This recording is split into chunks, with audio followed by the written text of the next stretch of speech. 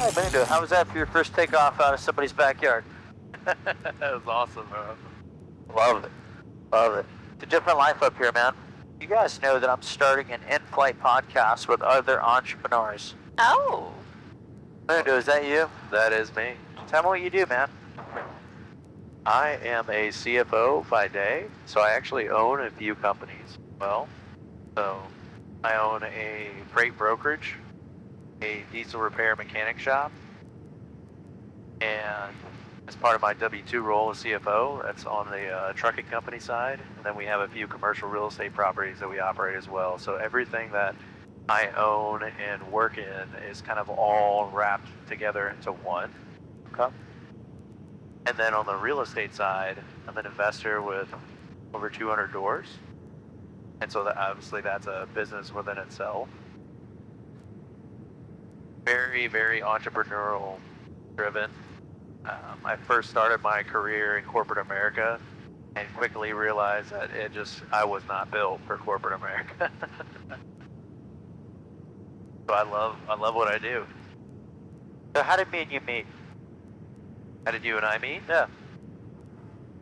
Well, we're here in, I don't know where we are here now, but we were in Dallas at Limitless. I didn't even know you were going to be here, which is so crazy. So we're both part of Owners Club, which is Pace Morby's higher level mastermind with a lot of gangsters like yourself and just people doing amazing things, man.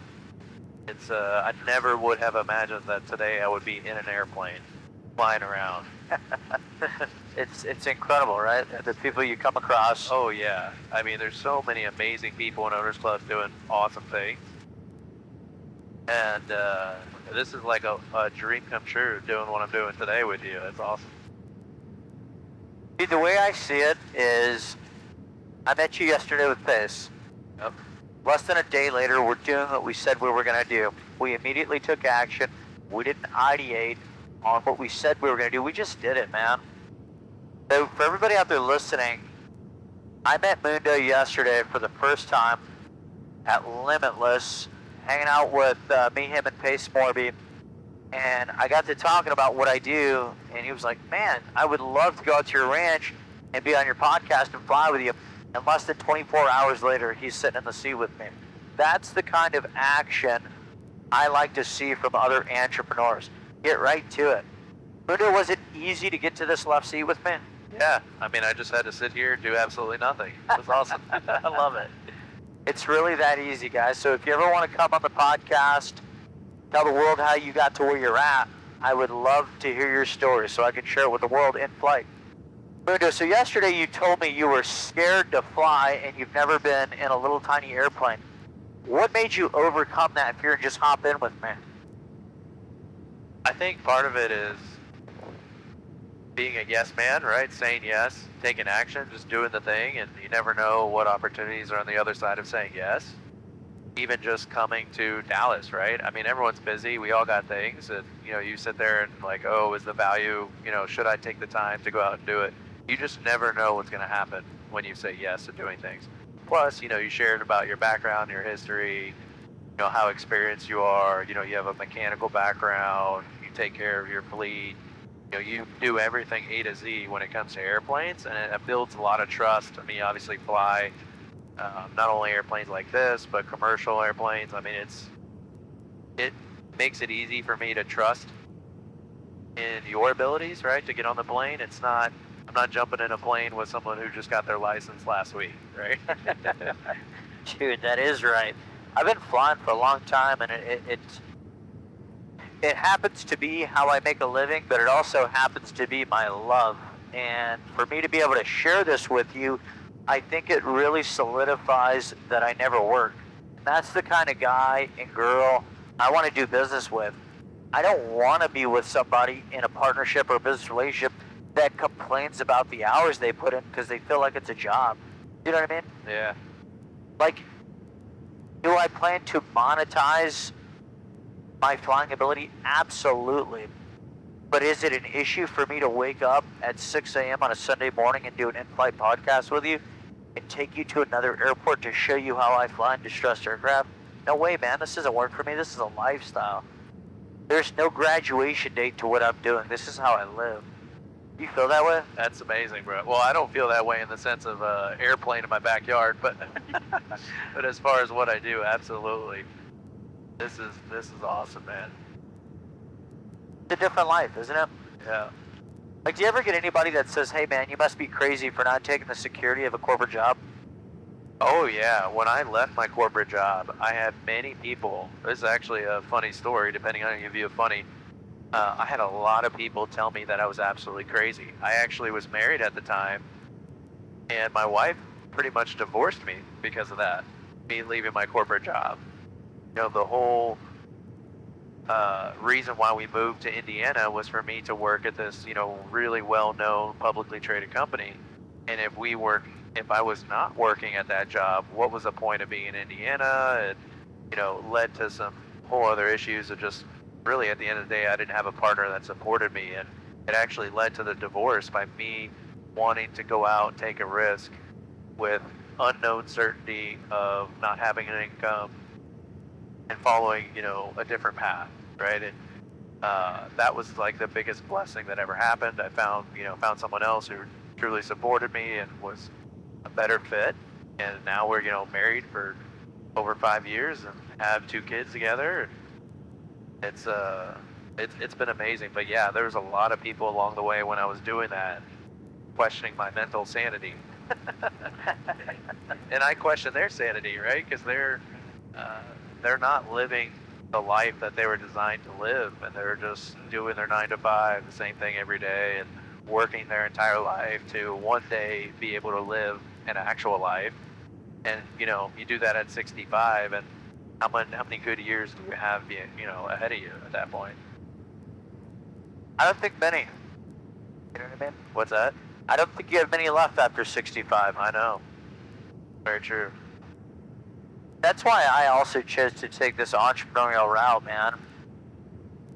I didn't want to abide by societal's timeline on when success was deemed to be attained. You know, it's always that mystical retirement age, 65, and with our current monetary state, they keep diluting the dollars we make, and the dollars we make today are supposed to be our retirement dollars. How am I supposed to rely on money at 65 years old when they keep watering it down and diluting it day in and day out? Yeah. You know what I mean? Oh yeah, absolutely. So is it me saying I don't trust the system? Not necessarily. It's just saying I trust Chris more than the system. I trust my own capabilities to put my family's needs and my needs and my company's needs, my business partner's needs, and my customers' needs ahead of this mystical retirement. You know what I mean? Does that make sense? Yeah. I mean, that's really at the heart of every entrepreneur, right? Taking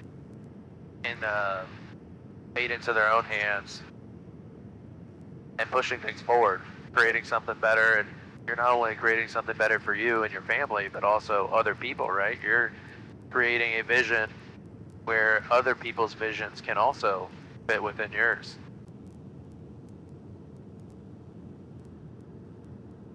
See, what I like about what you just said is the word vision.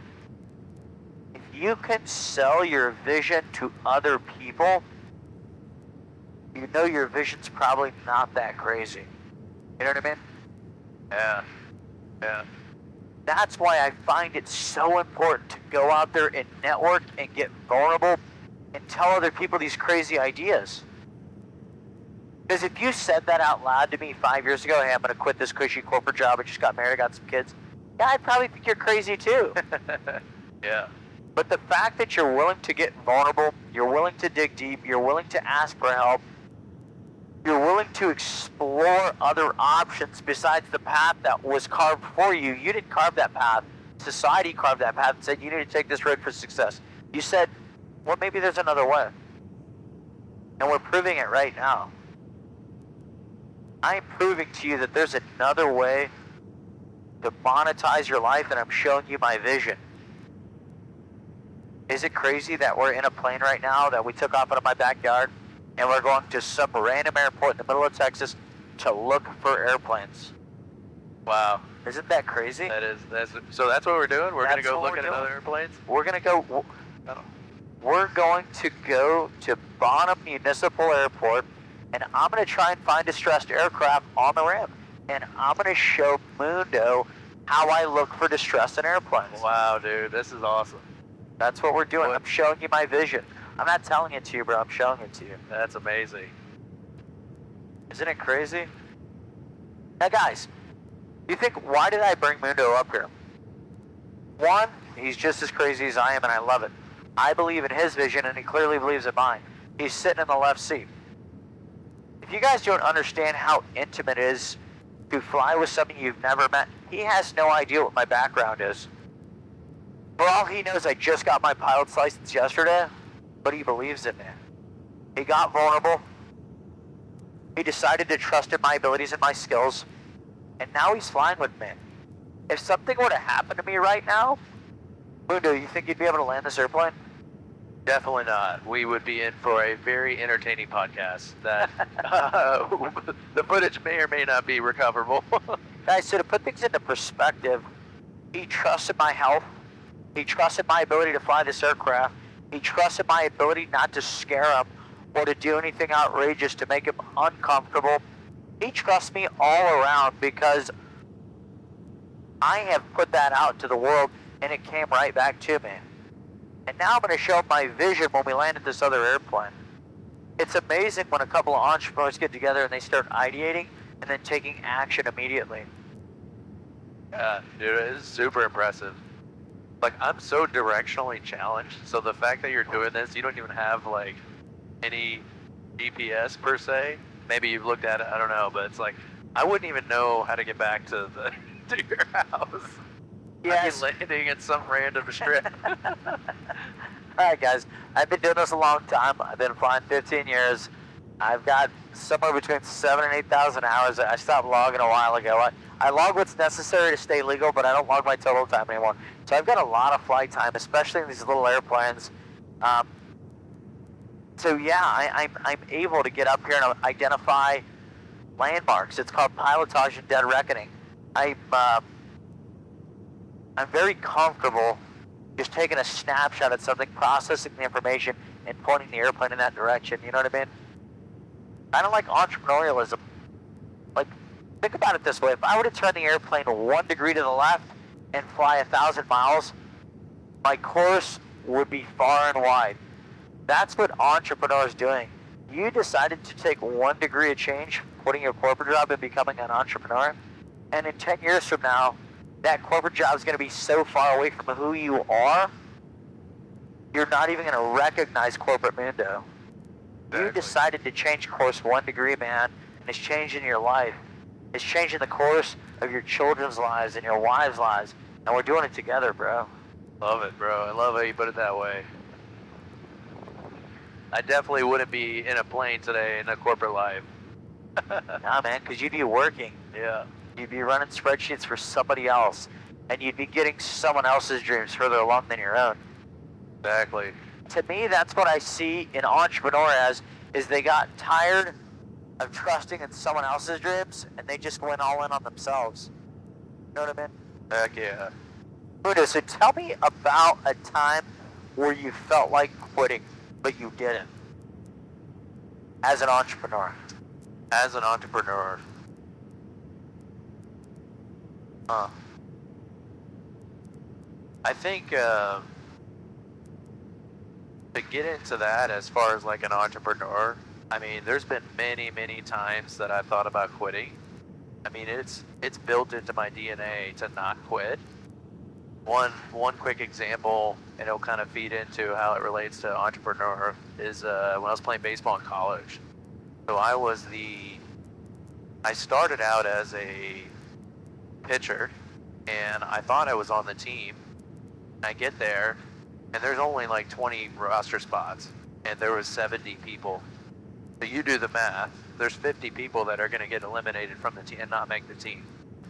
So I initially didn't make the team, and on a whim, I told the coach that I could catch, and I was a catcher. And so I actually, in less than a week, I found a way to make the team as a catcher. Because at the time I wasn't performing well as a pitcher, and then I made the team as a catcher. They brought in another catcher, and so I ended up riding the bench. So I rode the bench pretty much the whole season. How'd that make you feel? Oh, dude, I wanted to quit every single day, and I wasn't only on the bench. I was the bullpen catcher, which is like, no offense to anyone that's been a bullpen catcher, I can say this because I have been one. It's like worse than water boy, because it's a grueling position. I mean, your body's getting beat up game after game after game, and you're not getting any play time. So every day I thought about quitting. Was it humiliating? Oh yeah. I mean, it's like everyone knows that's the worst position on a team. And one day we were playing the number one team in the nation, and well, actually before that happened. We were in a conference game and we were getting just absolutely creamed. And I told the coach, "Hey, just put me into pitch. What's the worst thing that can happen? We're already getting our ass kicked by 15 runs." And I just kept chirping and chirping and chirping in his ear, just like, "Give me a shot, give me a shot, give me a shot, give me a shot." And he got so sick and tired of me asking him to give me a shot. He was like, "Whatever, go out there." And so I ended up just absolutely dealing on the mound. And then another week went by, and same thing. We were getting creamed again, and I kept telling the coach, like, "Dude, remember when I killed it the other week? Like, just give me a shot, give me a shot. We're getting killed. Like, give me a shot." He threw me out there again, and I did well. And then we were playing the number one team in the country. He brought me in like an actual important moment that mattered. I went in and I did well, and it completely changed the trajectory of my career. And then I went on to play Division I baseball, and I was a pitcher, which is what I meant to be. I ended up, being conference starter and, some of really pivotal moment games, and none of that would have happened if I quit. And I take those kind of moments into business and understand the importance of, I think everyone in their business journey, it's easy to look at someone that's successful, and most people do this. They share their journey on social media when they're at chapter 20. Yes. You don't see chapter 1 through 5 where every single one of those people wanted to quit. They faced adversity. They dealt with hard stuff. And people discount the fact that you're successful because they see your chapter 20 and you're like, "Oh, well, he's supposed to do that because he's got a plane he's flying in the air, right? Chris is supposed to go out and do cool stuff," and it's not even, yeah, man, they don't even value what you do because you're already successful, right? But they don't understand everything you had to get through to get to this point. For some of you guys out there listening, he brings up a valid point. You're only seeing the awesome times right now. But I can assure you, there has been way more down times than there has been up times for me. But those down times have made these up times so worth it. I failed my first 5 flight exams, and I had everybody, including my family and friends, saying, "Maybe I shouldn't do this. You're not going to make it. Look how many times you failed." 5. 5 times, man. And now I'm up here making an insane living based off of me being a pilot, being able to invest. I'm successful because of my failures. You know what I mean? Yeah. And I don't forget about them, man. I keep them in a treasure chest. It's like, think about my treasure chest of failures as my toolbox. Every time I'm coming up onto a situation that I have experience with, I go back in that treasure chest and pull out a failure that I can apply to this new endeavor and make sure my chances of success are harder because of my toolbox, because that treasure chest full of failures. You know what I mean? Did quitting become a habit? I mean, every single time I've had some sort of time of adversity and I've come through the other side, it sent me on a different trajectory, right? So I almost welcome those opportunities of failure because I know if I just make it to the other side, it's going to completely unlock a different version of myself. And I welcome those failures, and I can see it in the moment now. A lot of times in the past, I would be failing in the moment and I couldn't see the next phase. But once you get really, really good at failing, you can kind of see the moment. It's like, okay, I'm on the right path, right? I'm meant to fail. Anything worth going to experience failures and hardships. Can you distinguish the fact between failing and being a failure? Yeah, I mean, I think the easiest thing is being a failure is giving up, Yes. right? I mean, that's just point blank. Entrepreneurs that are really successful, they all have that common characteristic of they just don't quit. And they may fail 200 times, but all you need is that one. All you need is that 201. That last opportunity, something big happens. And, you know, I think back to starting my first business. I started a CrossFit gym. And I had the city council out there for the opening event. And at the time, I was really young, man. I was like 23, 24. I didn't understand marketing. You know, I didn't understand. I thought it was like you build it and they will come. That is not how it works. That is not how it works at all. So I didn't understand marketing. And they wanted to do like this midweek odd time, like 2 p.m. on like a Wednesday afternoon. And that's when the city was going to come out for a ribbon cutting ceremony and everything. So I didn't invite anyone to come out to there. I just thought it was like, oh, well, cool. The city's putting on this ribbon cutting ceremony. There's going to be people that show up. I had catering, you know, for 100 people. I did like frozen yogurt, ice cream kind of stuff. And dude, one of the most demoralizing moments is that when we had that opening event, not one person showed up, bro, except for the city. Not one. And so I had all of this, you know, unconsumed frozen yogurt. And that was my first introduction into business. And it's just in that moment you can just think about, oh wow, I'm really a failure. You know, I'm starting off in a really bad foot. I had, you know, an embarrassing showing. That's just one of many, many moments, man. And it's just pushing through those and not giving up is really what makes the difference between a failure and someone who may be perceivably failing in the moment, but they're going to use that opportunity as a stepping stone for the next chapter. Exactly, man. Failing is an action. It's what you've done. Failure is who you are. And I don't see too many entrepreneurs who are failures. But it's so important to distinguish that. It's like a musician who you really like his music, but he's probably got poor moral character. You got to separate the art from the artist. You know what I mean?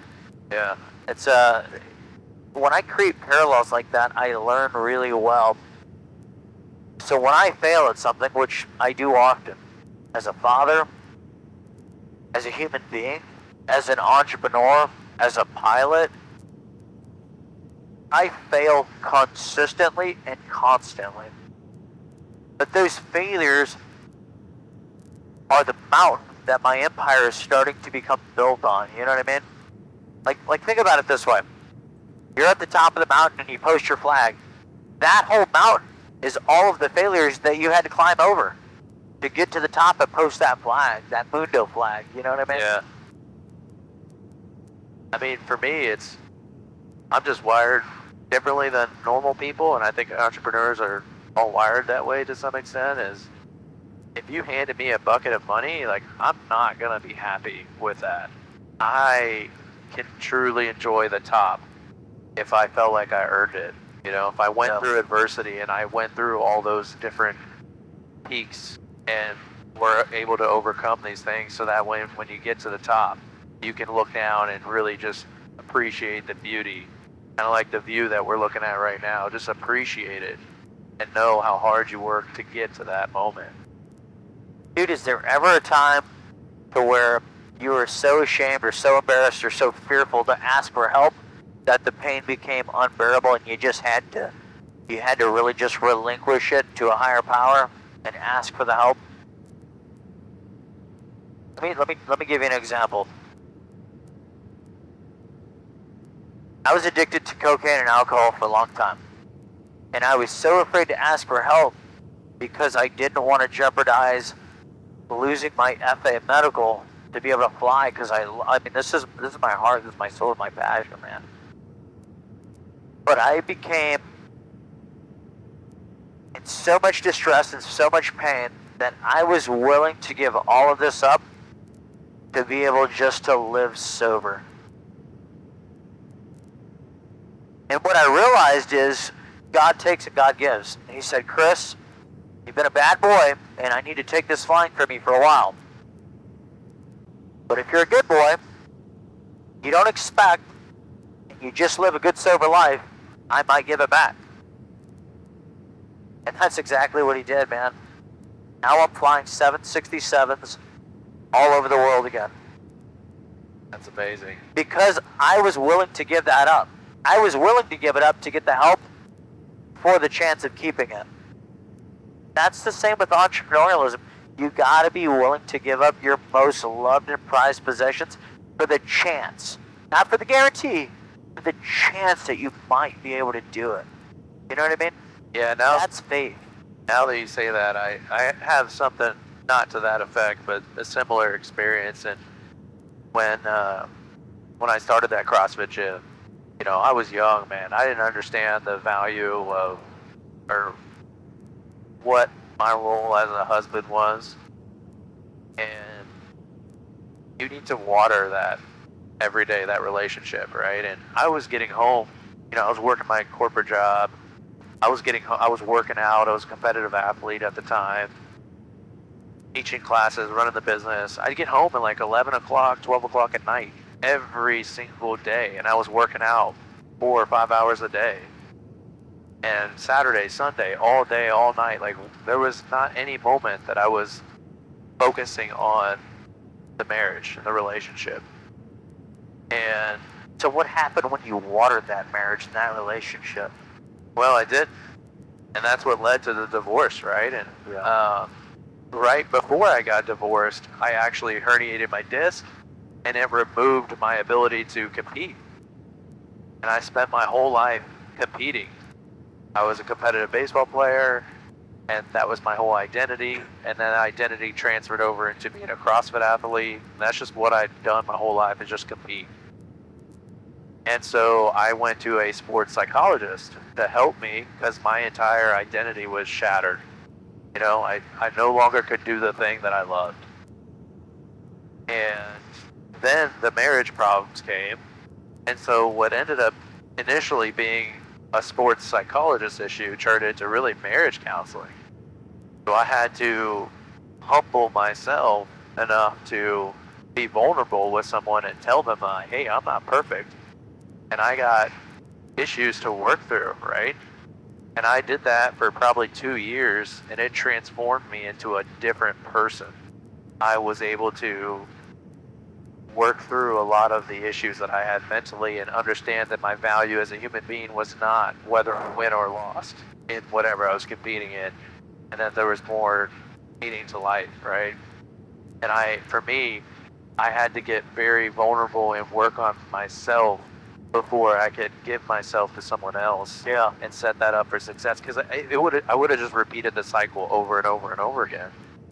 And that was transformational, and I had to be really vulnerable in those moments. And talking, I mean, men struggle with talking with their emotions to begin with. Oh yeah, our EQ is pretty low sometimes, and I've been there, man.